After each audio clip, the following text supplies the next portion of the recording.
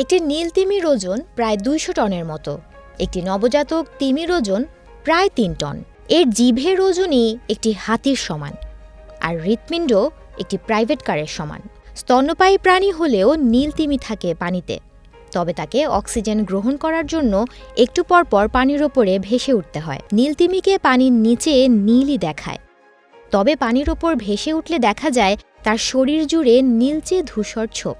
সম্প্রতি বিজ্ঞানীরা আবিষ্কার করেছেন পৃথিবীর সবচেয়ে বড় স্তন্যপায়ী এই নীল তিমি গভীর নিদ্রায় আচ্ছন্ন থাকা অবস্থাতেও খেতে পারে রাশি রাশি মাছ।